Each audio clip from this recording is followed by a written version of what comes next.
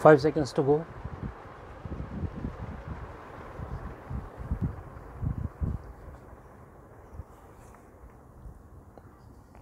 Start.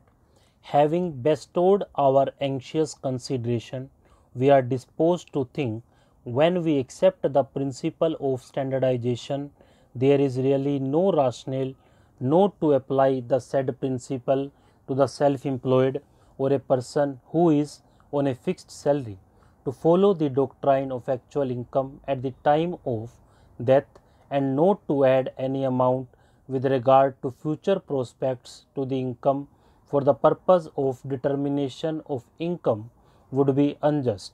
The determination of income while computing compensation has to include future prospects, so that the method will come within the ambit and sweep of just compensation as postulated under section 168 of the Act.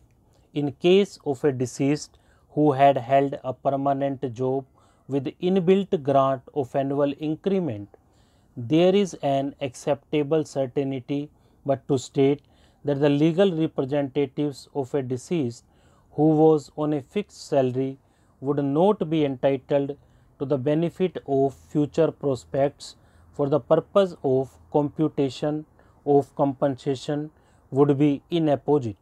One may perceive that the comparative measure is certainly on the one hand and uncertainty on the other, but such a perception is fallacious. It is because the price rise does affect a self-employed person, and that apart, there is always an incessant effort to enhance one's income for sustenance. The purchasing capacity of a salaried person on permanent job, when increases because of grant of increments and pay revision for some other change in service conditions, there is always a competing attitude in the private sector to enhance the salary to get better efficiency from the employees. Similarly, a person who is self-employed is bound to garner his resources and raise his charges fees so that he can live with same facilities. To have the perception that he is likely to remain static and his income to remain stagnant is contrary to the fundamental concept of human attitude, which always intends to live with dynamism and move and change with the time.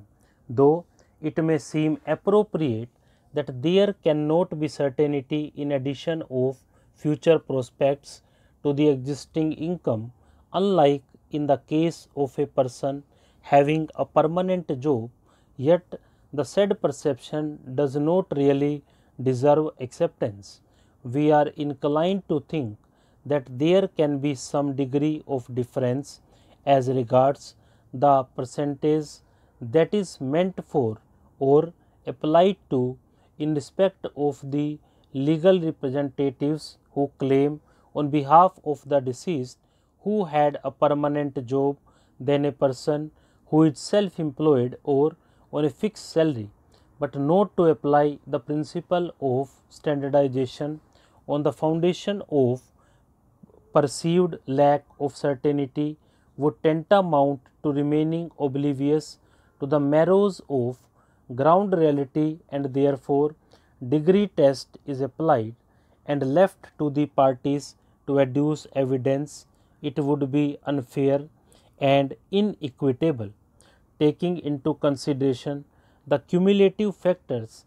An addition of 40% of the established income of the deceased towards future prospects would be reasonable. Stop.